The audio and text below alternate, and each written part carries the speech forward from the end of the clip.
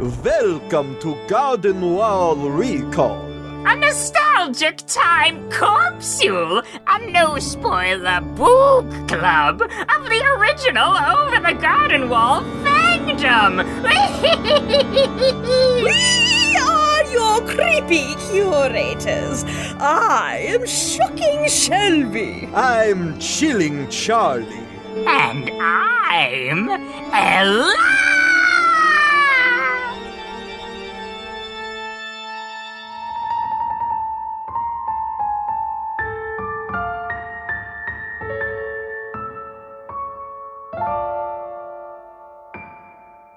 Led through the mist by the milk light of moon, all that was lost is revealed. Our long bygone burdens, mere echoes of the spring.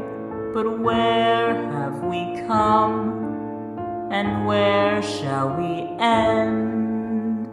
If dreams can't come true, then why not pretend? Who's coming into the unknown with us today, right? Well, I found Alexa.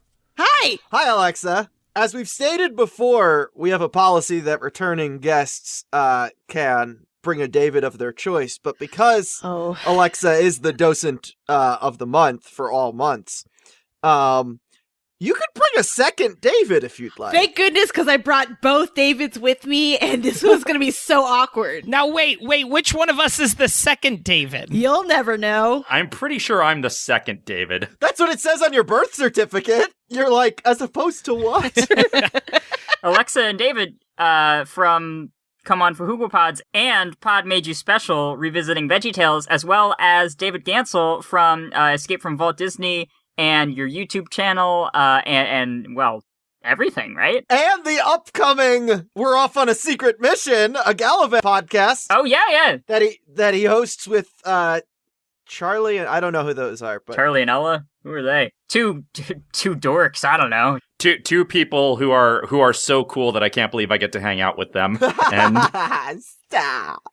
Well, that's funny because the Davids and Alexa are so cool that I can't believe we're hanging out with them, especially in our, Halloween spooky re-theme of our Gravity Falls Museum this month. Is it a re-theme, or is this like one of those traveling exhibits, where a museum will have we described it firmly as a Not Scary Farm thing, which is great because Dave... I know a few things about that particular event.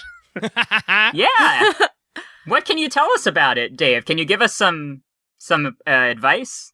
Some advice for Not Scary Farm-esque experiences? For retheming a summer attraction to be a Halloween attraction. Well, the main thing is you just put a bunch of skeletons and cobwebs everywhere. We have naturally occurring cobwebs, yes. And skeletons, I hate to admit it, but yeah, those two. I have a naturally occurring skeleton in here. Don't you hate it when you're like vacuuming and you notice just like some skeletons hanging in a corner that you never checked before, and you're like, oh my gosh. Ugh. Guys, this is why you're supposed to, much like when you when you use a dish, you're supposed to wash it immediately. It saves you a lot of time when you murder someone.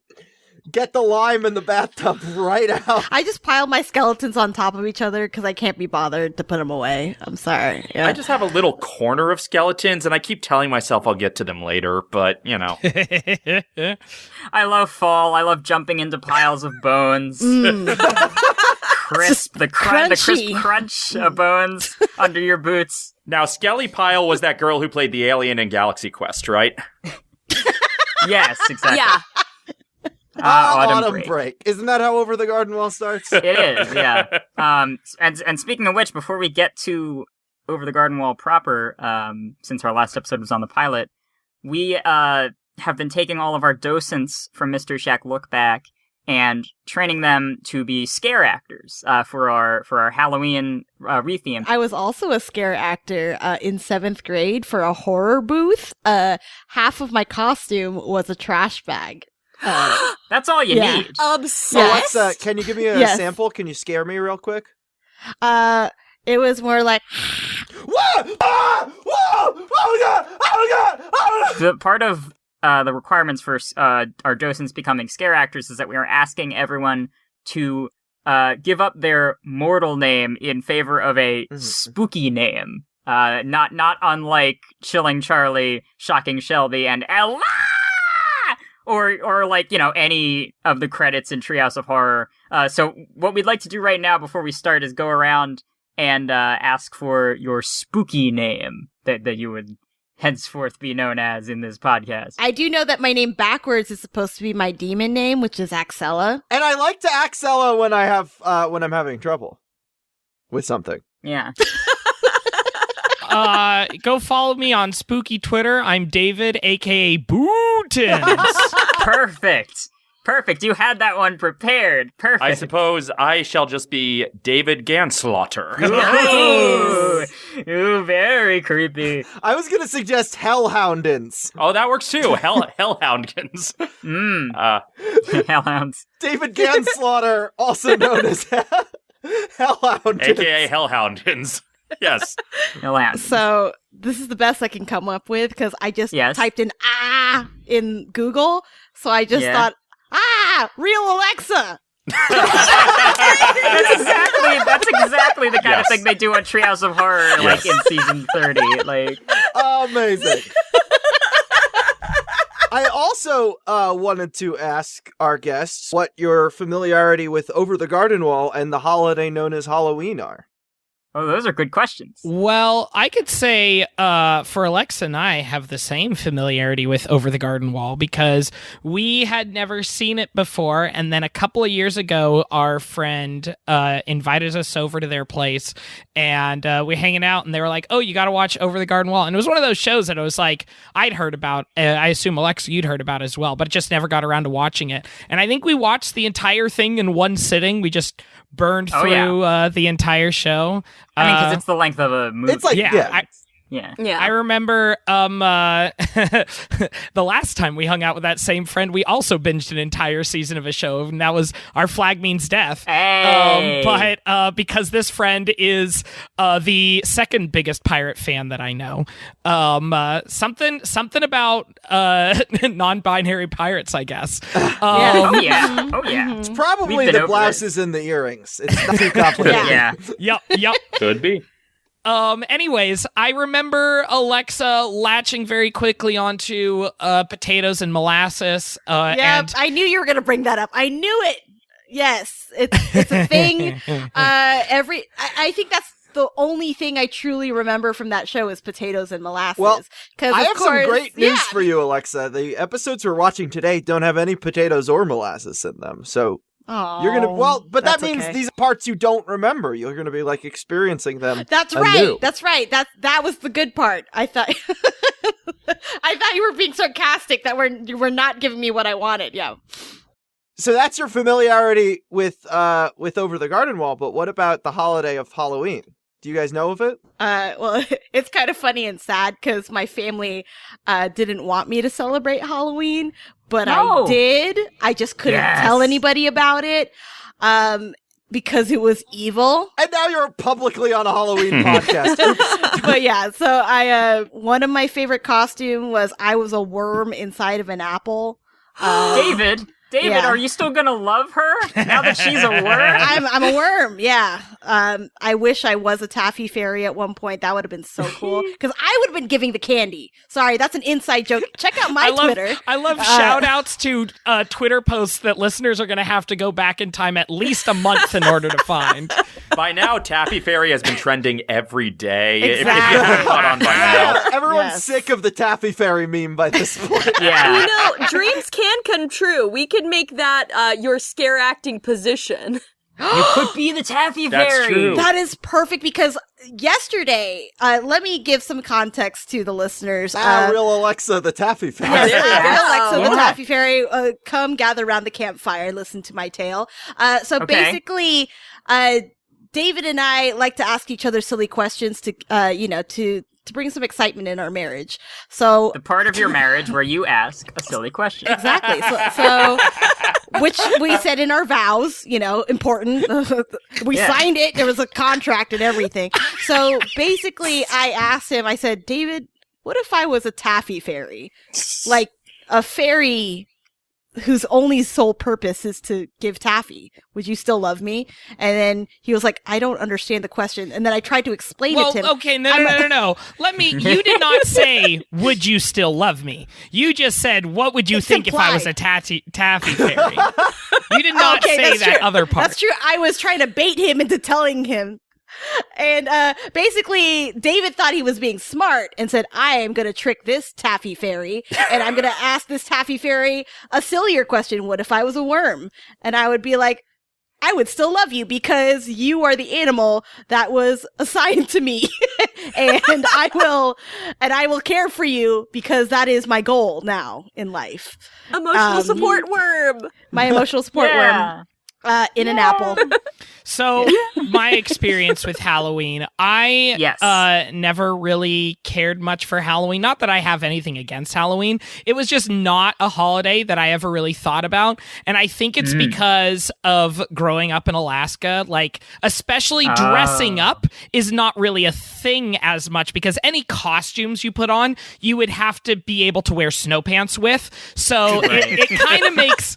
Trick-or-treating is not really much of a thing that happened as much as a kid, and therefore the idea of dressing up for Halloween costume parties in general was not really a thing. Unlike now I live in LA where everybody is just constantly begging for an excuse to dress up in crazy elaborate costumes. Well, and how close together were your neighborhoods as well? Because I feel like that wouldn't be very conducive to trick-or-treating if you didn't have, like... Oh, yeah. I mean, there were some neighborhoods. I remember only doing trick-or-treating one year and actually driving to a different neighborhood where the houses were closer together that we didn't live to trick-or-treat. Yeah. I will say there was one year that I actually put effort into a Halloween costume that I was pretty proud of, which was when I was in high school. The game Team Fortress 2 had just come out. I'm listening. So all of our accounts at school were your first initial and your last name. So my account was D. Spencer. So I made a dispenser out of cardboard boxes and dressed up as a dispenser for Halloween. So that is so good. That's my Halloween story. I wish I had a picture. I have looked for pictures and I cannot find one anywhere. It's lost to the annals of time. If only there was a place where hellhounds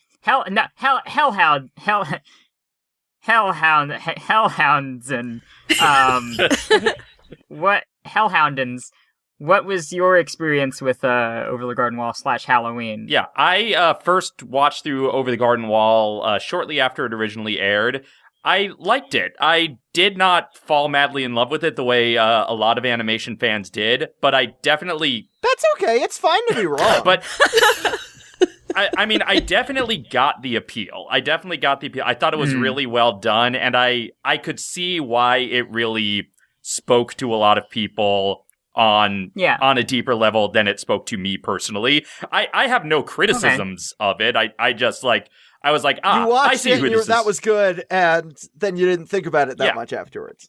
You know, there's so much media out there that is super special and deserves to be somebody's favorite thing, but one person can't have all of those as their favorite thing. Except me! Mm-hmm. Exactly. Well, they do. Like corn. Yeah. Well, yeah. Sorry. And speaking of corn, and the candied variety, give us a Halloween story. I put a lot of effort into costumes sometimes. I tangential to the VeggieTales plugging. There were a couple times in my youth I never fully did a VeggieTales costume, but I did. Well, let me correct that. You haven't done a full VeggieTales costume yet. Not yet. Although in high school, one Halloween, my best friend, whose name is Lawrence, did Larry Boy, and he had a purple helmet, and he put plungers on the end of his Incredible. But I did put a lot of effort into other characters from even worse children's Christian media. McGee and Me? I was McGee one year. Yeah! I sprayed my hair yellow and like put it up with mousse and got like the red shirt and suspenders. Agnostic upbringing. I mean, your name is Dave. You could have been Davey. Well, that's not the worst one. The worst one, I was Psalty one year. Oh my gosh! Oh, You were Psalty the singing Oh my goodness. Yes. You've unlocked a childhood memory of mine. David Ganssle, you are my favorite person right now. This is incredible.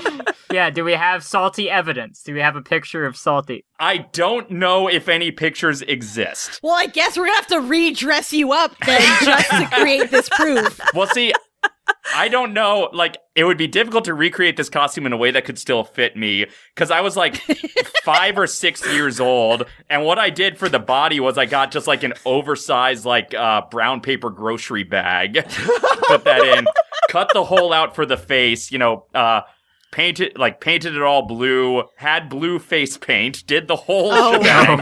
May I ask a question? Yes. Why? That's an even longer story. I was really hoping that you would say that you'd made this costume when you were like 15 or something. Yesterday, when I was... Wait, so what is Psalty? What is Psalty from? Psalty is just from Psalty, but look up Psalty with a P in front of it on Google Images. It is the most horrifying costume I have ever seen in my life. terrifying. That explains why I couldn't find. Oh my god! Yeah, no, it's like Jeez!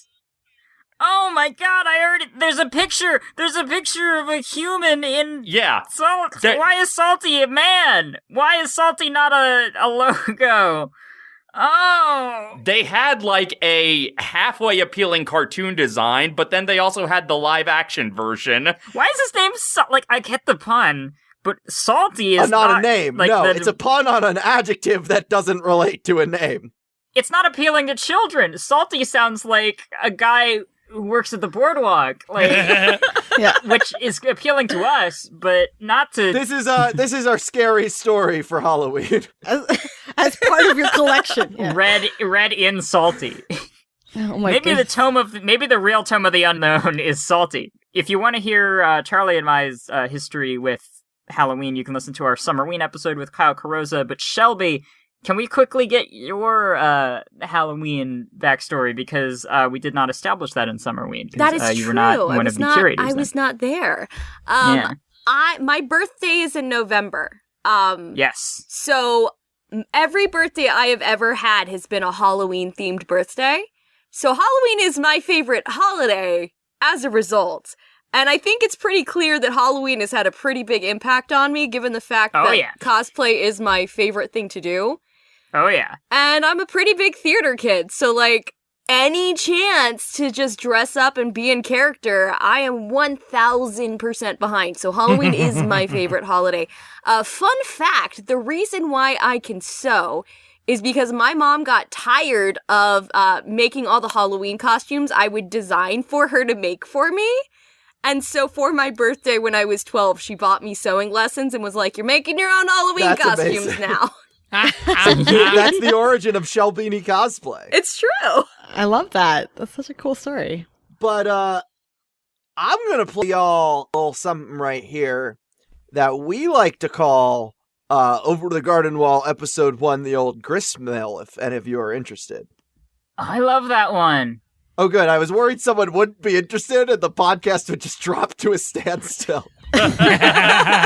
Wait, can we just opt out of watching things for podcasts if we're not interested? Because why the f*** didn't I use that on The Wild?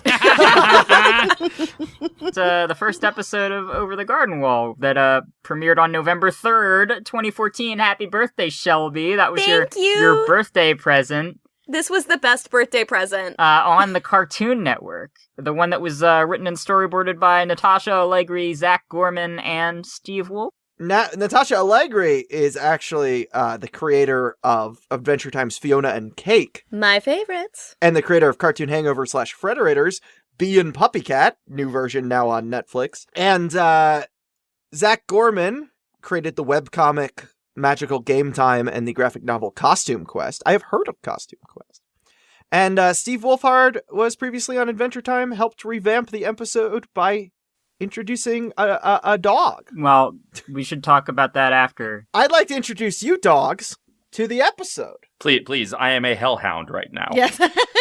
If I told you there was a story Where are we? from a forgotten place, See anybody? I see you. filled with shadows Something weird is going on. and the unknown, Yeah. where solving the puzzle only leads to dangers and greater discoveries. Would you be willing to take a peek? Over the Garden Wall, a 5-night mystery adventure, beginning Monday, November 3rd at 7/6 Central, only from Cartoon Network. So we just watched the Old Grist Mill, the first proper episode of Over the Garden Wall. And God, I love this show. It's so good. And Greg, as I said in the last episode, continues to be the greatest, written child character that I've ever seen in a piece of media. Or the Gregtist. The Gregtist as well. I 100% agree. That was something that struck me again. I haven't seen this in forever, but it struck me how much it was this kid is such a because kid. You're both teachers and you know what that's like. Yeah, absolutely. And I don't know if I can think of another child character who is that much of just you are acting exactly like every child acts. When Wirt is running from the monster of the week here, and he goes, run, and then Greg throws some more candy at it, then goes, run. It's so cute. Much like Dipper and Mabel, Wirt and Greg are a very good depiction of two very conflicting neurodivergencies. True. Because Wirt... The anxiety disorder and the ADHD. So true, because I think Wirt's anxiety is played so amazingly here because, there's half of his lines in this episode are... He says one thing and then to himself says something that negates what he just said. Maybe I can fix it. I can't fix it. And let me tell you, I feel like both Greg and Wirt multiple times a day, depending on the day. You are constantly between, wow, look at that! Wow, I hate that! Inside you, there are two Wirts. But I think it's also worth commenting on how the big difference between Dipper and Mabel, of course, is that there's the very plain, older sibling, younger sibling relationship and that dynamic. So the episode originally was written as Wirt and Greg's backstory, which we won't say what it is now, but this first episode was just explaining how they got to where they are, whereas here we start, in media res. I actually don't feel... Yeah, the in media res aspect is my favorite part of the show, because you wonder what's happening and they don't tell you until episode 9.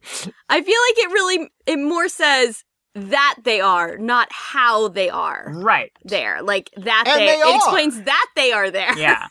They are trapped in something called the unknown. Yes. But yeah, like we said at the top, Steve Wolfhard was the board artist who was brought in to help kind of rework the episode and introduced the monster of the week being the big ol' scary doggy. Is he related to Finn Wolfhard? Maybe. But I guess he thought very hard about a wolf because that's what he added to the episode.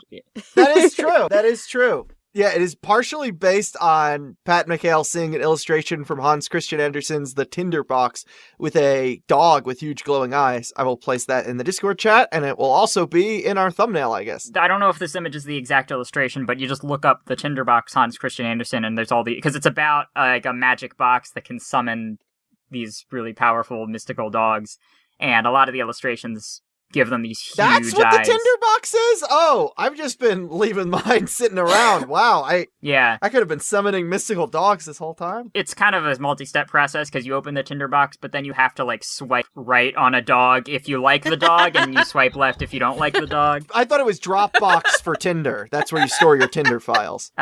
This episode introduces actors that are part of the series and not the pilot. It's true. I was about to say it introduces new characters, but this is the first episode. The thing we talked about before wasn't an episode. No. The opening song and narration is done by Jack Jones as ? According to the credits. The rival from Pokemon Gen 2. I don't know what most of these songs are, but I know that Jack Jones did the cover of The Impossible Dream from Man of La Mancha that had radio play and sang the Love Boat theme. So his hiatus on singing theme songs was quite a long one.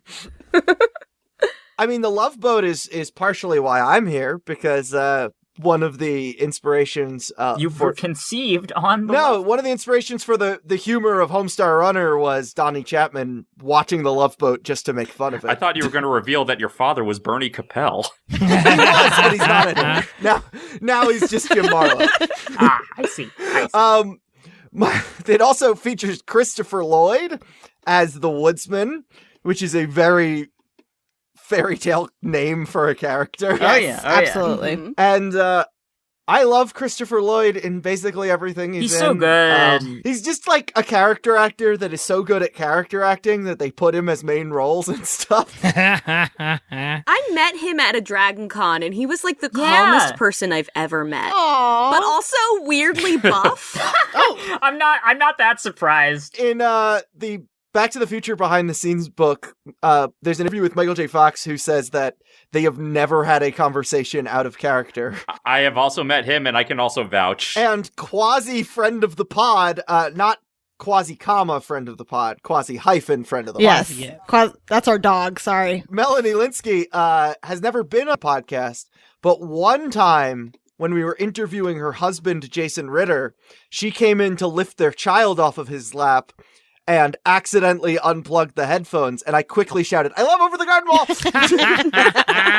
This was that's her claim to fame, anyway. I don't know what else she's done. Well, I guess technically Melanie hasn't been on it, but Beatrice has, because Jason just sat there with the Beatrice Jason balanced on his head. a crocheted Beatrice plushie on his head during the Blind Eye episode for as long as he could to see how long it took Ella and I to notice. Yeah, so Beatrice in this episode, Beatrice is a talking bird that Wirt and Greg briefly meet, and kind of tips Wirt off to the fact that something is not normal about the unknown. Wonder what that something is. Maybe several somethings. As well as taking over the role from Natasha Leggero in the pilot, Natasha Leggero played Jason Ritter's screen sister in another period. Yeah. So, that's true. It all comes back ties together.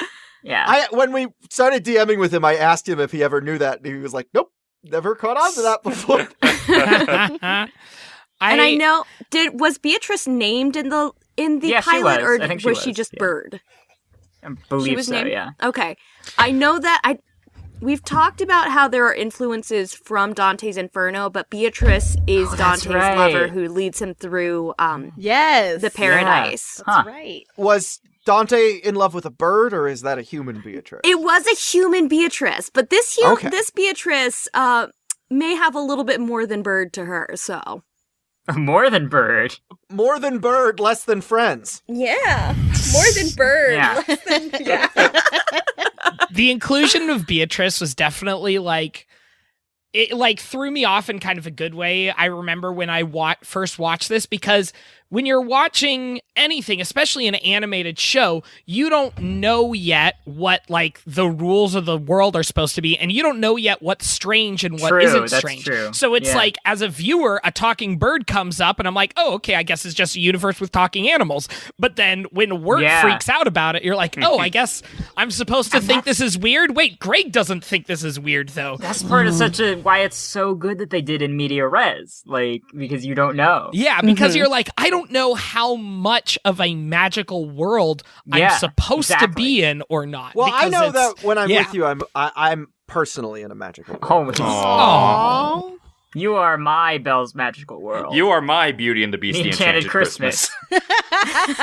They should make a Christmas special for Enchanted called Enchanted, the Beauty and the Beast Christmas. Yeah, a Beauty and the Beasted Christmas. Side note, the axe in Beauty and the Beast, the Enchanted Christmas, who was just very Jewish. A very Jewish axe is my favorite Eric Carle book. That's the Hanukkah representation. That's the classic Hanukkah axe. The axe is my favorite Passover tradition, actually, because when Moses saw the burning bush, he was like, "Oh my God, a talking bush! Get rid of it!" And that's when Moses tried to kill God.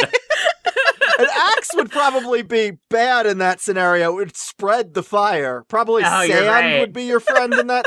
And Moses had a lot of sand. He's from the desert.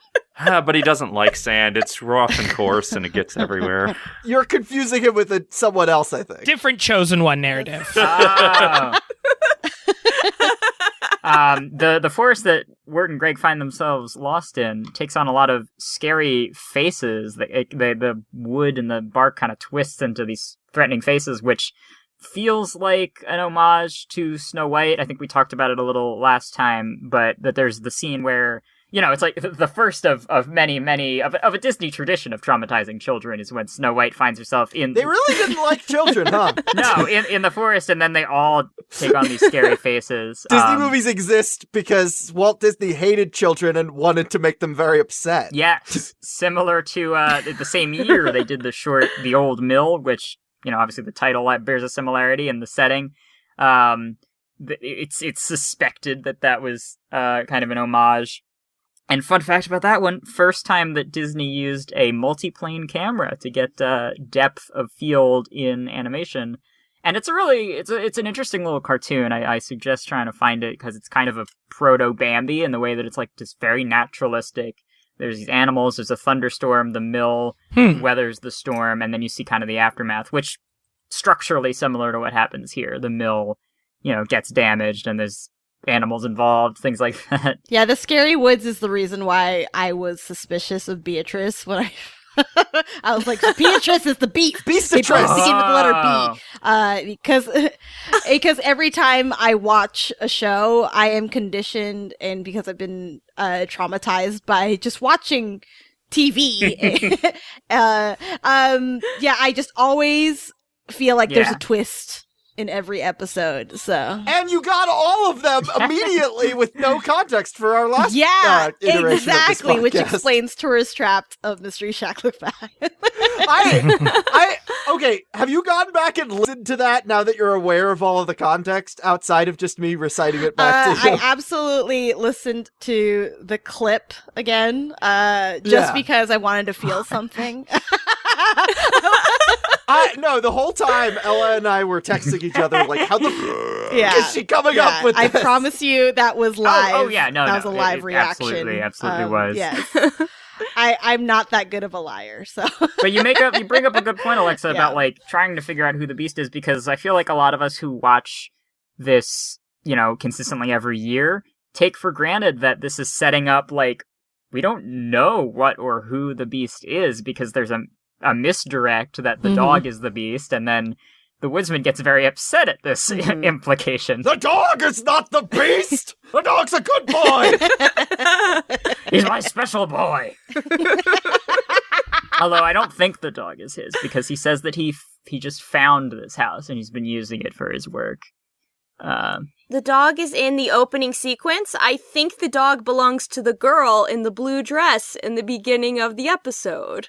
Oh, that's right. There is a montage at the beginning with a dog that looks similar to that dog and various other clips. I thought it was a Dog Inns, and it lists things, and its name begins with D. There's no market for those anywhere. And you found that out the hard way. I did. I still keep going back to Wirt in this episode, because it's so fast how they establish who these two characters are. Because Greg starts off by just listing all these names.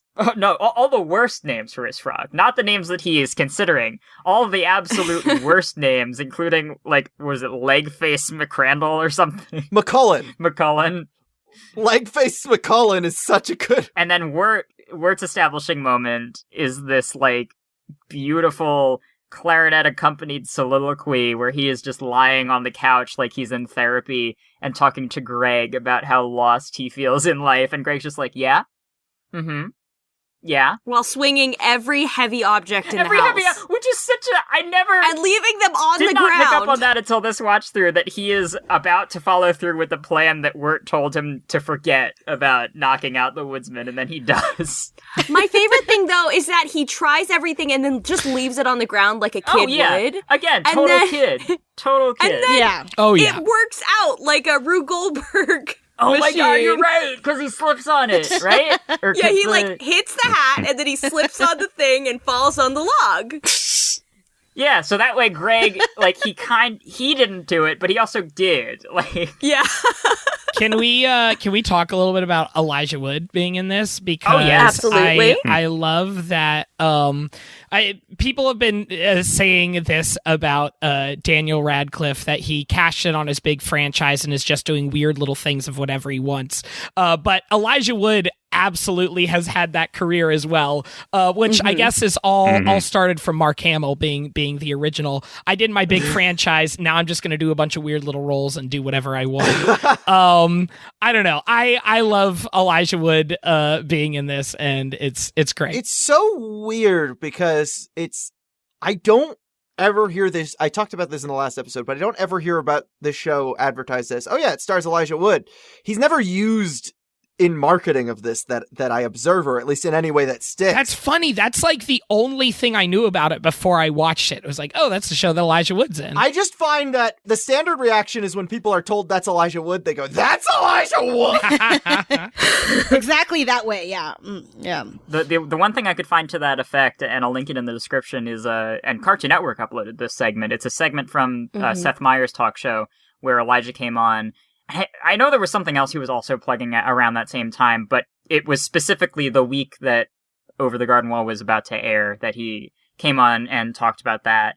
And that's the only thing I could find that was really like Over the Garden Wall starring Elijah Wood. Like, I don't think anything else operated that way. Well, it's funny to me because in contrast, anytime Jason Ritter would go on any talk show to talk about whatever he was doing at the time, he would always be like, also, I'm in Gravity Falls. You should watch Gravity Falls. Can we talk about Gravity Falls? It's his favorite thing. Yes. Because he's Dipper, and Gravity Falls is real and it will never die. And Radcliffe had a conveniently timed press tour for a different movie so everyone could ask him about Weird the Al Yankovic story. Oh, that's true. That's true. The day we're recording this, they just released those New York Times photos of Daniel and Al together. That looked like the cutest engagement photo shoot ever. So cute. Yeah, absolutely. I love my early 2000s blockbuster brunette boys growing up and doing all these amazing things with their careers. Side note, Face Off 2 starring Daniel Radcliffe and Elijah Wood. Yeah! Yes! No. A three-way face-off with Elijah Wood, Daniel Radcliffe, and Tobey Maguire. Tobey There we Maguire, go. yeah. But Tobey Maguire only comes in at the third act. They're like, oh, how are we going to make this work because you're there and you're here? And then he steps in and is like, perhaps I can. Maybe I can help. Elijah and Daniel, our young boys from 2001 Time Warner released fantasy adaptations. Time Warner now. It wasn't Time Warner then. That was a separate studio then. No, I mean, New Line was still a Time Warner company at the time. It was owned by Time Warner, but it was a separate building and crew, and now it's just At least they were propping up the illusion that they were separate. It was under the Time Warner corporate umbrella. It still counts. the Time Warner AOL corporate umbrella. We're talking 2001. That's actually what my name is short for. Corporate umbrella. Oh, I thought it was AOL. Corporate Umbrella could have been a really good spooky Halloween name for you this time. Oh God, you're right. Or and I'm Ella, no longer available on HBO Max. Speaking of the Warner corporate umbrella, Too soon. Always too soon. I have to assume nobody's told David Zaslav that Over the Garden Wall exists because it's still accessible. Oh, good. Let's not tell him. Hey, David 3, if you're listening to this podcast, just can you please ignore? No, David. That David doesn't get a number. David the worst. David. Hey, worst David. Yeah.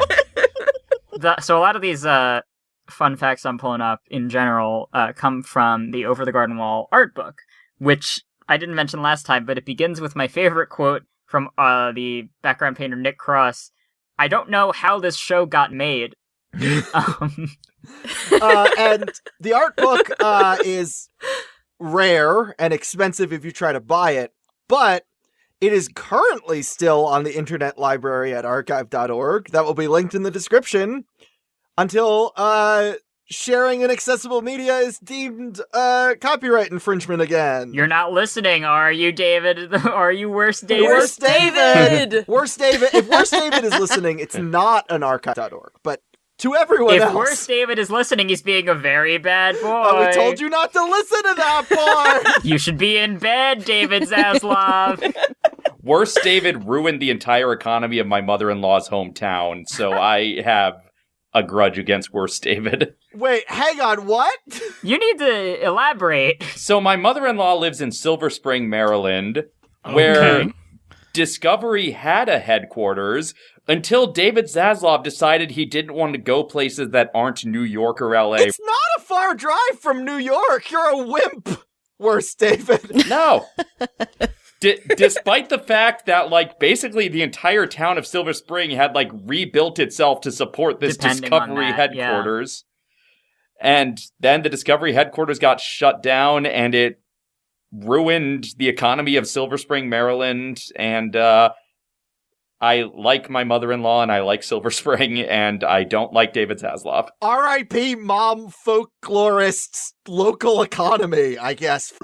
You, Worst David. I think we're gonna, let's allow us one uncensored swear just for this.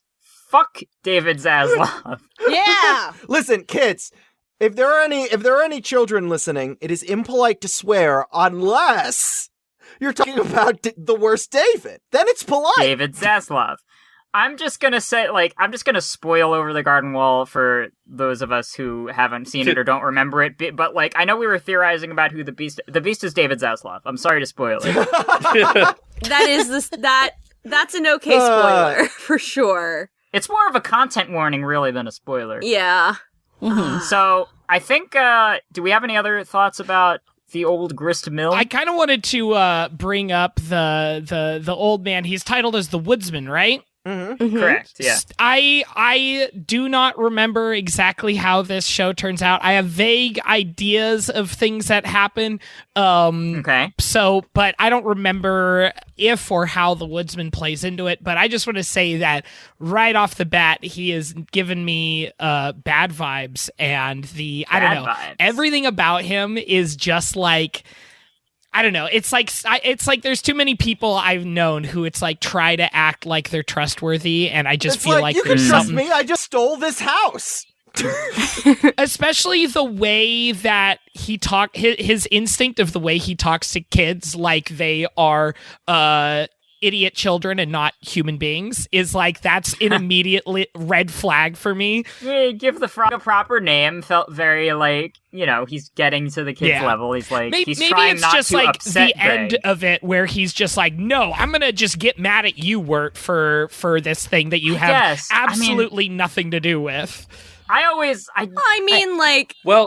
an older sibling, I was always like, when my sister and I were doing something, I was supposed to be the one who was like, but it's an outdated thought process. I mean, as an older sibling as well, I got really frustrated by having to get any sort of blame for anything that my younger sibling decided to do. As a younger sibling who was raised by my older sibling, I'm like, oh, he was incorrect. Okay, all right. Oh, wow. Okay, that's as an only child, I have the authority of neutrality to speak on this issue. So I think it's a really interesting story moment. I feel like also important to factor in is the fact that it's interesting that you compare them to Dipper and Mabel, which is very true of the contrasting neurodivergencies, but also Gravity Falls makes it clear on multiple occasions that Dipper and Mabel are equals, and they have each other in like 1 minute, 1 minute Dipper saving Mabel, next minute Mabel saving Dipper. They're the same age, they're twins. Neither of them have this like sense of responsibility over the other one. Yeah, but here there is an age differential, and importantly, an age differential where one of them is, like a young teen, a teen somewhere in the teenage range, and the other one's a child, like that's probably younger than 10. And I think that's a really important distinction as well, because that's like a lot of development happening in that differential that puts that responsibility more on Wirt, depending on how you look at it. That age gap does definitely play into it. I think it's interesting that it ends on that note, because I think that is the thesis of the series in a way, that like you have to, because I forget what specifically he says, but like at some point in the episode, Wirt like is mean to Greg. Like Wirt says something very mean about like something that Greg messed up. That's where I was going to go with this. There feels like there's a disconnect between Greg and Wirt's relationship that Greg is not aware of, but Wirt is acutely aware of. And because this is a no spoiler, I'm not going to say why that is. But it's like there is clearly a disconnect between the two, and the woodsman saying, "Hey, you need to be responsible for your brother. You need to think of him in a different way than the way you're thinking about him," is actually a really important thing for Wirt to. It like snaps him into a different mindset. Yeah, because Wirt runs away from the dog monster and just leaves Greg there. And I think that's true. I think the woodsman is almost trying to say, like, you don't have to like him, but you have to protect him. Like, yeah, I guess yes. I see.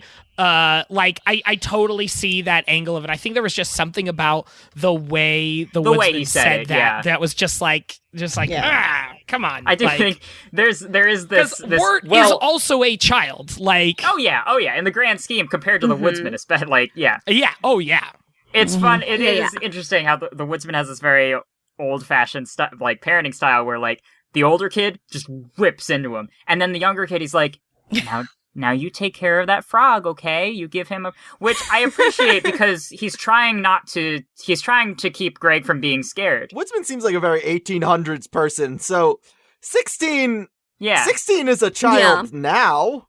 That was considered an adult in the 1800s. That is, he was like, you're 16? Why aren't you apprenticing in the mines? Yeah, apprenticing, that's a good word for it. Yep. Apprentice miner also is a good synonym for teenager. Yes. I also don't know if he's so much, now you take care of that frog, as he is, it is of solemn importance that you take care of that frog. Okay, so I was reading it as like he does not want Greg to be afraid, so he's trying to like distract him with something fun. But no, you think that's legitimately how he sees the world. He is like, you need to do this. I mean, it's hard to tell with him at this point. And on the subject of my fellow David here not quite trusting the woodsman, some of that might also come down to, let's think of the vast majority of animated characters Christopher Lloyd has played. You've got Rasputin in Anastasia. You've got Murloc in the DuckTales movie. You've got the bad guy in Food Fight. You've got Judge Doom, technically an animated character. Well, I think what's off about the woodsman is really more the fact that he is single-minded and indifferent to the kids. Because when they come into the house with him, he's not like, I will protect you, or I must defeat you. He is very much just like, I don't know, if you leave the house, it's fine. I don't really care. If you're here when we get back, we'll figure something out. But it's that indifference to these children that really feels menacing. Yeah, and just the overall, like, we don't know anything about this situation, so why should we trust someone? Yeah. On the subject of names, I know that this pulls a lot from folklore and fairy tale kind of thinking, and there is like an intense power in a name. Like, I know that in Fae lore, a name is what gives people power over you, and it gives you power over yourself. Like Rumpelstiltskin. Yes, just like that. You didn't guess his name. We're about ready to move on to the next episode here. Try to see if we can answer some of those questions y'all had. Right after a quick song break. See you in a sec. Among the fields of straw and stover, clocked in till the workday's over. Time's a gentle stream, longer than it seems. Patient is the night. Oh, how I long to see her face now, her starry moonlit gaze now. I know she's never late, still anxiously I wait. Patient is the night. All right, well, we're back, and we are about to watch another episode of Over the Garden Wall, because these are only 11 minutes, so we're putting 2 in an episode. Hard Times at the Huskin Bee. Does this next title make any sense? Hard Times at the Huskin Bee. No? What is that? It never What is a occurred to me that Huskin it doesn't Bee? make any sense. It doesn't. Are they at a bee? Is it like a spelling bee, but it's for husking corn? I don't know. Is the Huskin Bee like a... The second episode of Over the Garden Wall. It premiered on November 3rd, 2014 on Cartoon Network. Another birthday present I got for 2 you, in Shelby. one day! And then you'll get the rest in the remainder of the week, because they aired all of this over the course of a week. It was an amazing birthday present. Normally I say daylight savings is my birthday present to the world, but I think this one was that year. So wait, that's something we haven't talked about real quick. So you both watched this as it first aired? Yes. That's correct, yeah. So I, as an adult who had accidentally ingratiated myself with the Gravity Falls community, Steven falls over. yeah, kept hearing about it being equated as the same fandom as these two shows. One show I had heard of and never watched, and one show I had never heard of.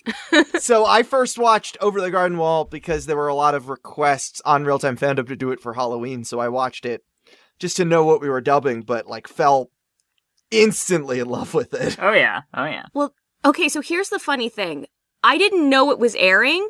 I got home from Disney World and turned on the TV, and this was on. Oh my goodness. How fortuitous. I know. It was a huge surprise, and it's still one of my favorite pieces of media, to this day. I'd seen, the trailer for it, and I wasn't, it had such this air of mystery, and the fact that it was a miniseries, which was, so unheard of for animation at the time, I feel it's hard to understand in the streaming era where this is depressing, but even a series is effectively a miniseries because it'll probably only have 1 or 2 seasons. Yeah. Oh, that was depressing. Oh, I just felt all my energy sapped from my body as you said that. You're welcome. So because it was so intriguing, my friends in high school and I kind of built up this hype for it, and then we were watching it through that week and talking about it each day when we went back to school and so forth. I don't remember much of it specifically because, again, there's a literal cricket in this I heard basement. that. That was really loud in the microphone. I heard that. I was like, whoa. Keep your opinions to yourself, Cricket. Yeah. I thought you were bringing in drive time sound effects. And here's Body falling down the stairs. There goes the cricket. The cricket fell down the stairs. Oh my god. He broke all but one of his legs. So this episode was written and storyboarded by Bert Yawn, Aaron Reiner, and some guy named Patrick McHale. I don't know who that is. So Bert Yawn also worked on Adventure Time, We Bare Bears, and Star vs. the Forces of Evil, and Amphibia. Aaron Reiner is a comic artist, and he has a 2006 Eisner Award. Eisner Award, here we come. And we still don't know who Pat McHale is. Nobody really does. Yeah, I guess we'll figure it out. It's a mystery you have to watch through the series to find out. Oh, maybe we can find out in this episode. Pat McHale was the character Ernest Borgnine played, right? Yeah. All right. So, no one's gonna get that one, Dave. That's okay. I was born 80 years old. 80? Last time you said it was 30 or 40. Have you been born older and older the more we talk? Yeah. This picture of me as a baby ages, but I don't. So let's jump right into Hard Times at the Huskin Bee. Thank you, Cricket. Have you listened to anything I've been saying? For the last couple hours, I've been saying... We just watched Hard Times at the Huskin Bee, which only I am just realizing I don't understand what that means. They were husking. Hey, Alexa, David, and David, what do you think of this?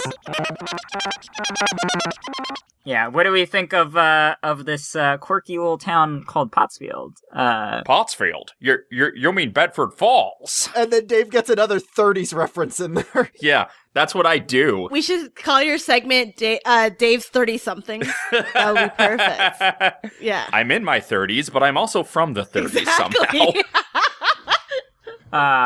Yeah, so in this episode, Wirt and Greg and Wirt Jr., the frog, they formally team up with Beatrice because she promises Greg not what he believes is a wish, which is one of my favorite bits of the entire series. She's like, no, I just said I'm not magical. It doesn't have to be a magical tiger. Just turn me into a tiger. I love how he picks on words that he recognizes and gauges the whole context from that, because that's how kids communicate. Yeah, exactly. Best child character, for real. And then she promises to take them to Adelaide, the good woman of the pasture, I believe is her title, which has like, Glinda the Good Witch vibes, and also, it's Glinda the Good Witch vibes, as well as the fact that they are now on a journey to see someone who can magic them home is very Wizard of Oz. Oh. I know. That's from the 30s. Dave loves it. I understood that reference. Dave is our Captain America. Yes. The reason why it's a bee is because one of the definitions of the word bee is a gathering of people for a specific purpose, hence a spelling bee being people gathering to spell. Oh, I thought it was called a spelling bee because sometimes words have the letter B in them. Yeah. Oh. I mean, that's a good reason. So it's like a spelling bee for husking. That's what I suggested when we questioned it. Yeah. And they go through some hard times. They get shackled. Yeah, they get a few hours of community service. They're doing hard time. Just a very short amount of hard time. They're writers for hard time. Yeah. Which means they're publicly owning Elon Musk. Exactly. I love that he charges them with murder as a joke. He's like, just kidding. Not murder. No, not murder.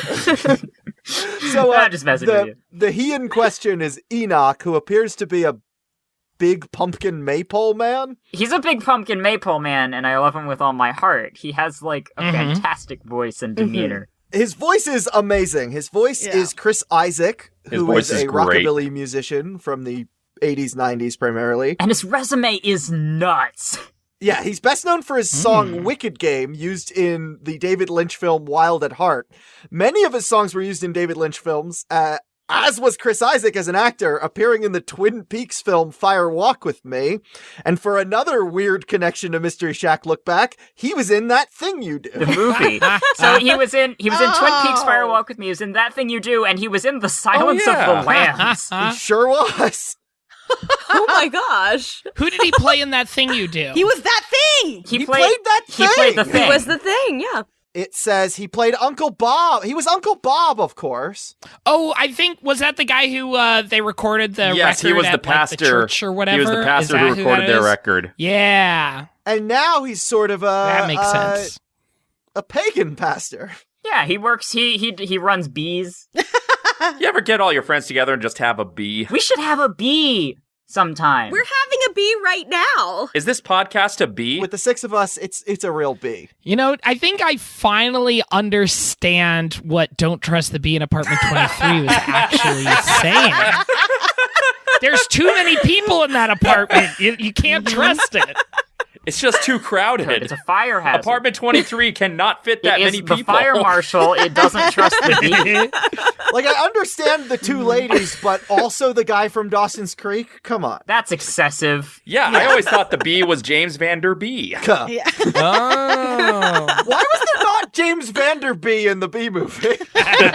Should have been. So the fair townsfolk of Pottsfield are visually inspired by 1800s Halloween postcards because of the particular way that the pumpkins look. Like, they aren't carved in the way that modern, like, jack-o'-lanterns are. They're decorated in a very uniquely antique. And Shelby clocked the artistic references to 1800s postcards in the last episode. Yeah, that's true. Yes. Although those were Christmas cards, these are the Halloween cards. Wrong ween.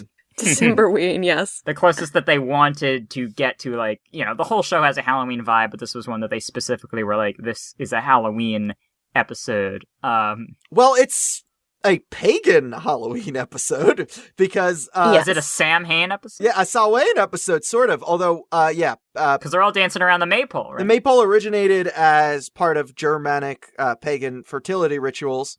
It is, however, in Sweden paganism performed in their midsummer celebration. Yeah, so which one of the Davids got the midsummer vibes immediately? Oh, I think that was Ganssle who said that. Or Ganssle, as Table Read Stan calls him. Ganssle. I mean, the other vibes I got were the Halloween maze I worked in last year, which was the maze Pumpkin Eater at Not Scary Farm. Oh, no. A maze that is a horror take on the classic nursery rhyme Peter Pumpkin Eater. Peter, human eater. Because most nursery rhymes have, scary origins to begin with, so why not just add a scary origin? Basically, the maze Pumpkin Eater was about a creature named Peter. Well, he was a man. Yes, he was a creature man. Maybe he was just a creature, but he was still Peter. Was he like at the end of the maze? Was he just like eating pumpkin pie and drinking a PSL? He was kind of just vaguely threatening people at the end of the maze, but basically he had as many wives that he would then murder and put into pumpkins, and throughout the maze, there's lots of pumpkin heads on various mannequins and characters alike. And did you say characters? He sure did, and I loved it. Can you say it again? I like to pronounce it character. That's good. That's good. It makes sense. Oh, that's good. Scarewolf. But anyway, my role in this maze, I played a character called a pumpkin scraper, which of course is an immediately recognizable concept. Everyone who came through the maze looked at me and was like, yes, that guy is the pumpkin scraper. I know what that means. You're the pumpkin the very scraper. famous pumpkin scraper, yeah. It was said in my all of the performers got character sheets at the beginning laying out like the personalities of our characters and telling us like where we are in the maze. And my character sheet told me that the pumpkin scraper can only be in the cave room of the maze. And then on night one, they told me, actually, we need you in this completely other room. And of course, everyone who came through looked at me and said, but what is the pumpkin scraper doing here? This isn't the cave. Why is there a pumpkin scraper here in this other part of the maze? It doesn't make any sense. When I go to cave, I expect a scraping pumpkins. Exactly. Happening. But so are we making a horror movie starring you as the pumpkin scraper, reprising your role? I mean, the thing is, I don't own the IP. And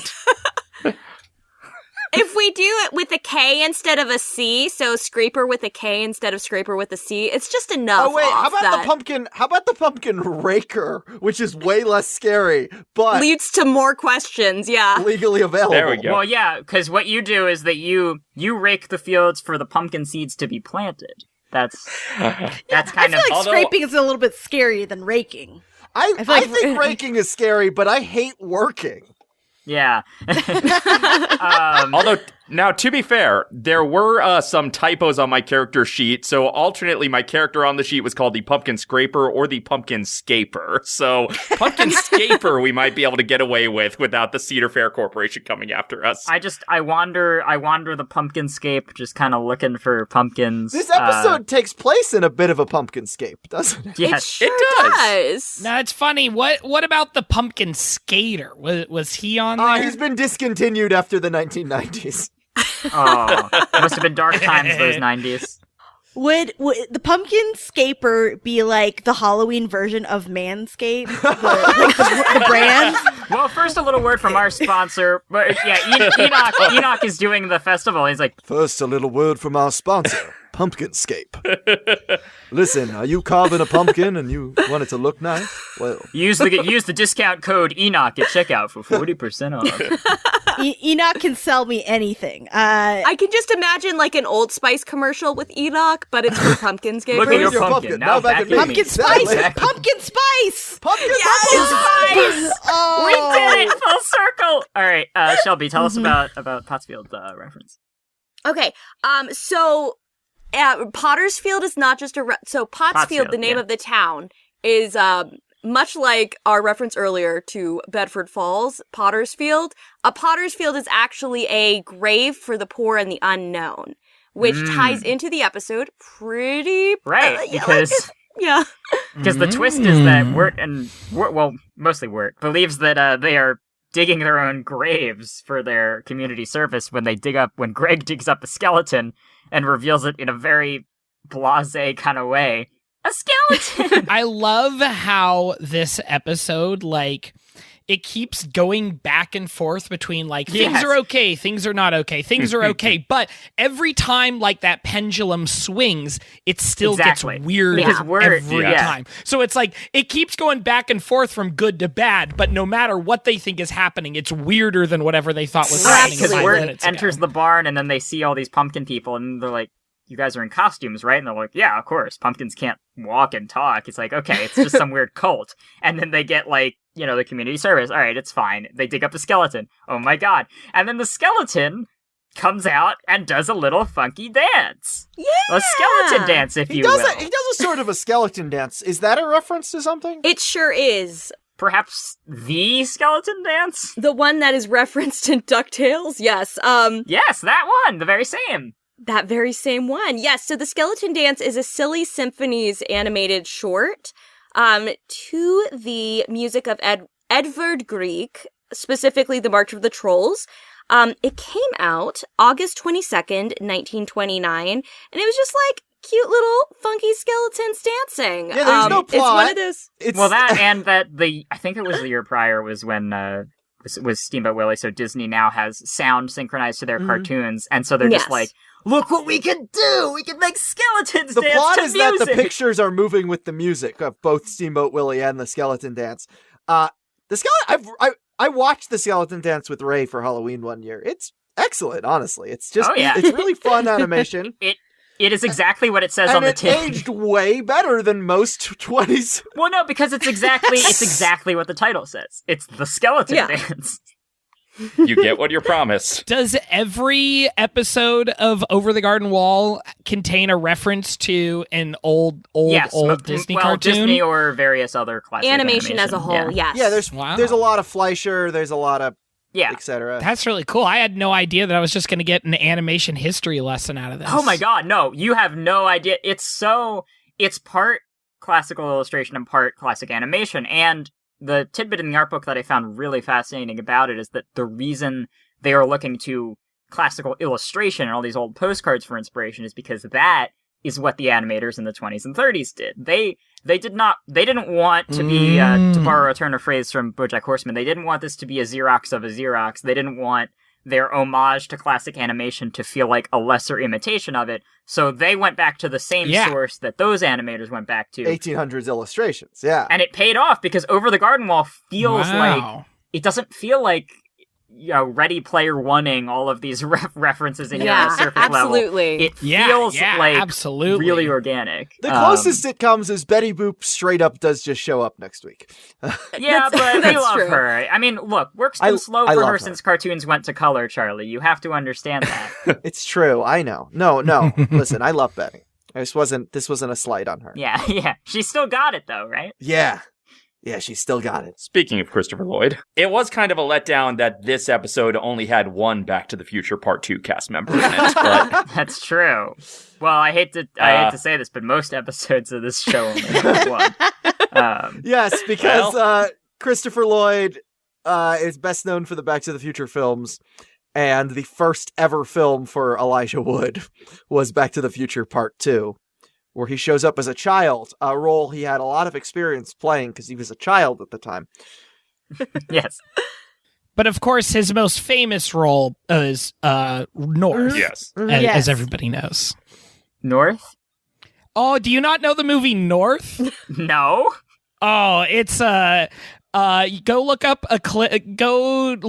Roger Ebert's review of North. Roger Ebert's review of North is single-handedly what inspired the angry reviewer genre. Here's a quote. North is one of the most unpleasant, contrived, artificial, cloying experiences I've had at the movies. To call it manipulative would be inaccurate. It has an ambition to manipulate, but it fails. And it stars like a 13-year-old Elijah Wood. At the roast of Rob Reiner, someone just showed up, I forget who, and just read the entire Roger Ebert review of North, then left without adding anything to it. Yep. Wow. Hey, it's got John Ritter in it, though. It's got John Ritter? Wait, Yep. no, you're not telling me that the father of a friend of the pod. The father of a friend of the pod and the father of the husband of one of Elijah Wood's Over the Garden Wall co-stars and co-star of his co-star in the pilot. This is too much for me. I am so glad that the Hall of Conspiracies didn't have to go away just because we're talking about a different cartoon. Exactly. This is the barn of conspiracies. The bee of conspiracies.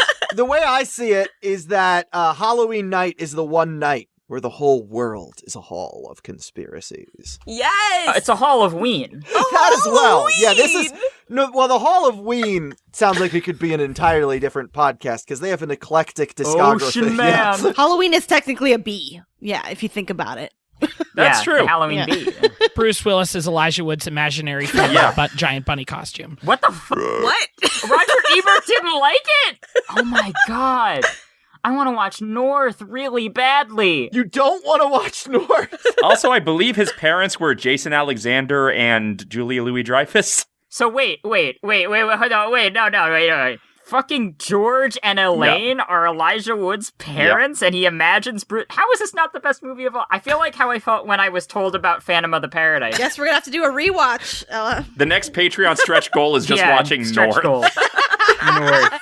And Ella just reacting to it. No, it's not just one podcast. You're doing the North Minute after this. Star Wars Or Minute are we doing style. the worst idea of all time, but with North? The six of us could meet once a year and watch North. Yes! Yeah.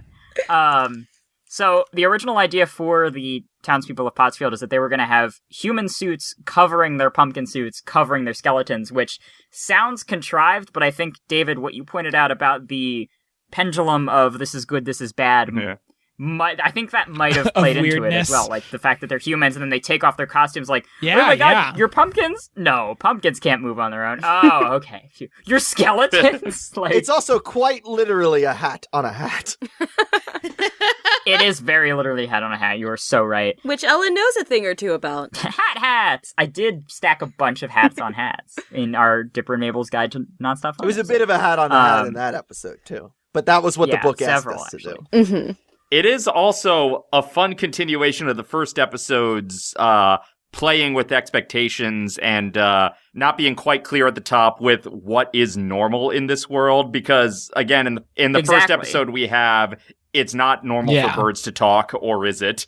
And in this episode we have, it's not normal for pumpkins to move, but it is normal for skeletons to move. And also the reveal at the end when Enoch says, you guys are not ready to be here yet, seems to imply that they are all dead and the Huskin Bee is some sort of afterlife situation. Honestly, I've heard of worse afterlives. What's your bottom 10 afterlives, Dave? Earlier in the episode, one of the pumpkins turns to Wirt and says, "Aren't you a little early?" Oh. Yeah, that's true. And there's that really creepy shot of one like carving another head, like because they're preparing an outfit for their next person. So I guess it's like you die, your body decomposes, and that's when you're ready. That's when you're ripe to be dug up, and that's when your skeleton is finally freed from its flesh prison. Yes. Yeah. I mean, I assume that's what the skeletons at the end are. They were people who were, living people, corpses, decomposed in the ground, and now they're ready to join. They're ripe for the picking. They were harvesting the skeletons for the town. Exactly. So that was the harvest. That was the harvest. It's the harvest, yeah. Aww. That was the Huskin Bee all along. I remember not being sure about that the first time I watched it, not being sure if it's like, wait, did these skeletons just die and the other skeletons remember them from when they were alive? Or have these skeletons been in this skeleton town a while, they just somehow got lost and found their way underground? Well, I mean, it all loops back to Dante's Inferno, right? I mean, yeah, so it does, yeah. So this is technically the Limbo episode, which is the first ring of Dante's Inferno.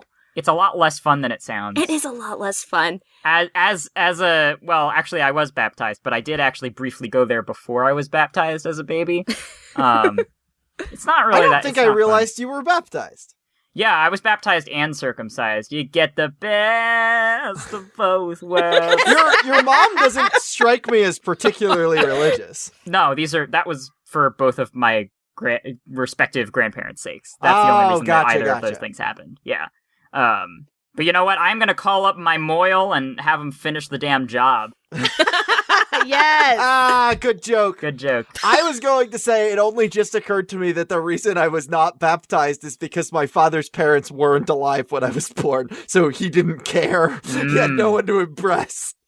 Well, as scary as, all of those reveals are, by far the most unsettling moment is not even addressed, and it's when Wirt peeks in to one of the buildings looking for a phone, and there's like a turkey. There's a fleshiest turkey. Yeah. Fleshiest turkey you've ever seen, just lying face down on a desk, and then it Just lifts its weighed head down up. by its own fleshiness. Yeah, lifts its head up, just blinks at them.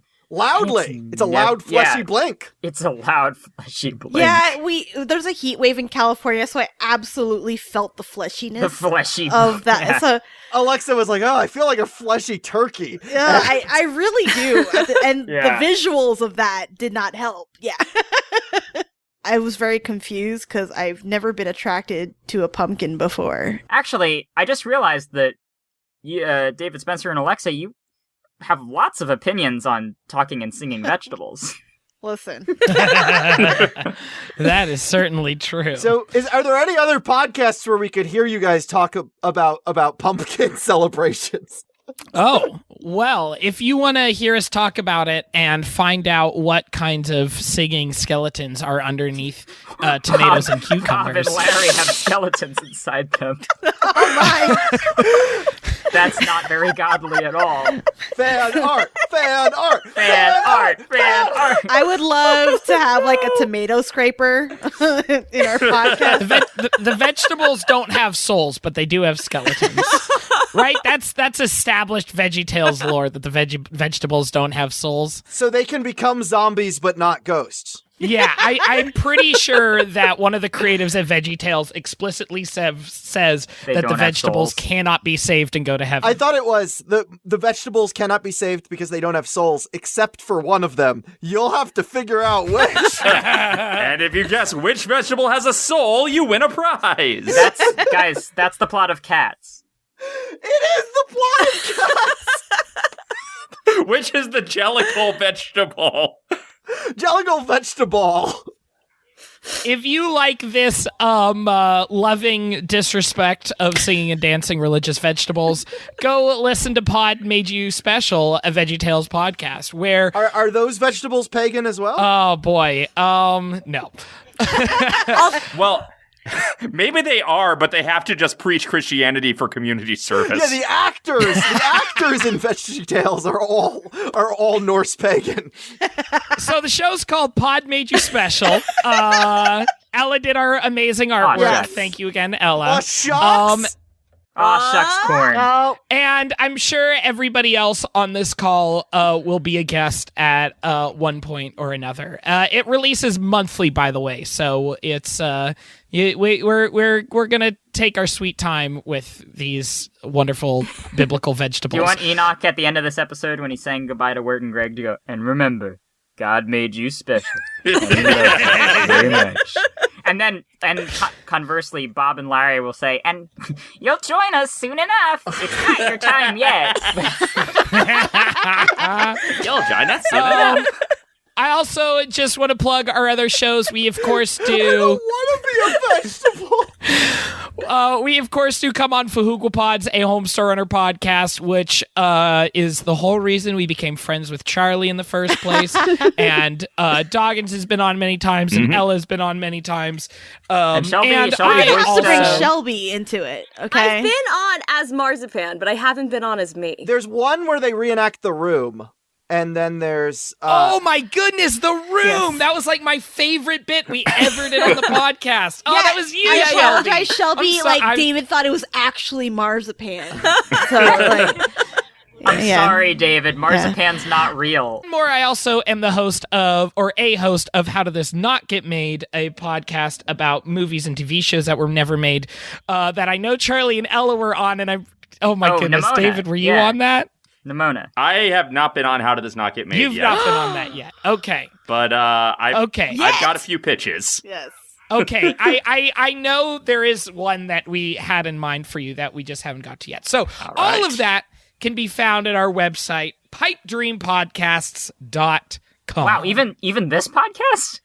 Even this podcast. Charley, did you know about this? Have you seen this? No, I think he's lying to you, honestly. Okay. Well, if that were true, you would be able to find a link to our show's social medias, our Discord server, and our Patreon, patreon.com/Mystery Shack. A likely story. I suppose there's also links to our show's social medias and Discord server and Patreon on that website. Yes. Well, hypothetically, it would be patreon.com/Mystery Shack, where $3 will get you a shout out at the end of episodes. $5 will get you into an exclusive Discord channel where, when this is coming out, we'll be watching Over the Garden Wall together. $40 will get you either a voice commission from Charley or an art commission from myself. And you can check out our merch store at crowdmade.com/collections/Mystery Shack Lookback. Contact us at mysteryshacklookback@gmail.com. What kind of vegetable do you want to be when you die? Also, do you want us to actually talk about North? Because we were joking, but we don't have to be. I'm intrigued by the film, honestly. Let's do a fucking bonus episode on North. I will come back every year for Till North Do Us Part. Yes! So. Can we actually make that a Patreon stretch goal? Heck yeah. North by North, I think. Is North the by title. North?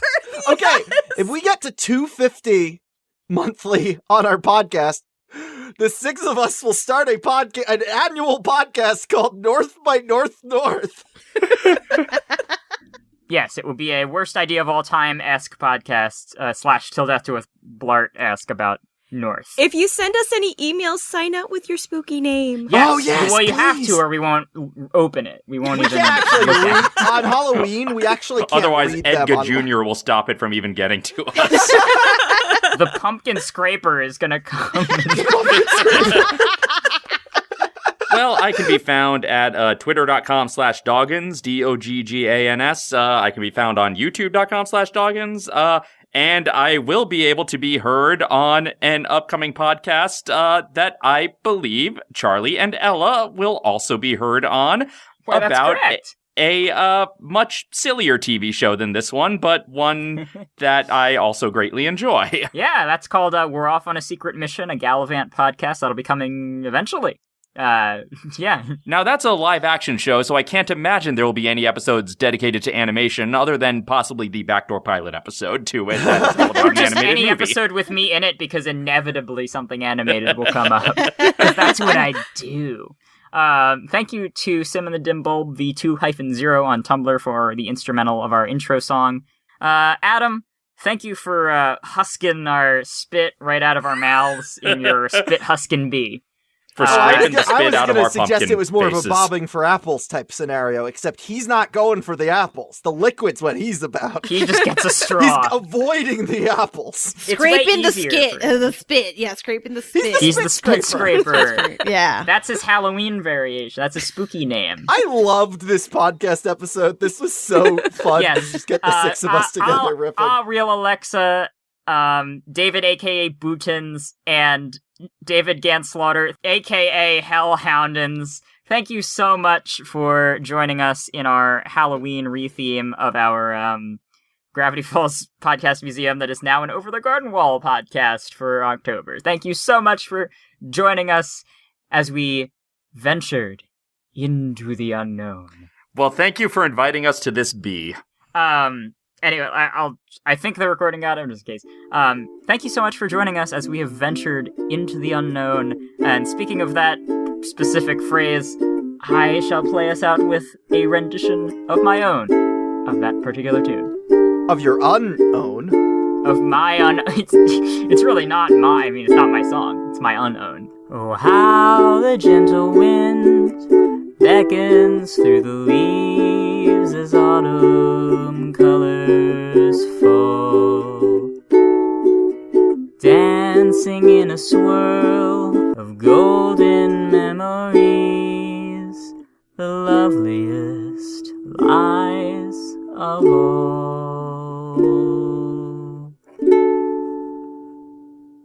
Hey y'all, here is the thanking of the patrons. Thank you so much to Daddy Driftwood, Elizabeth Neuenfeld, Adam with 2 A's, a D, and an M, Easy Snake Oven, Friendly Local Geek, Hope, Hugh Salinas, Jamie Belts, May, Oliver Pluto, Juno Series, Richard Scanland, Ro Davis, Samantha Angley, Spencer Neil Campbell, Vanillan Zucker, Petey Piranha Plant, B. Calisota, David Ganssle, Daddy Buttons, Delphine Dussy, Gwen Prime, Jessie Marie McDougal, Junior Bruh, Mumpleteen D. Wumpleteen, Ryan Faber, Stephen Patrick Mulholland, and Sterling Jubilation Axel. Help us keep the lights on in this podcast museum, whatever this is, at patreon.com/Mystery Shack.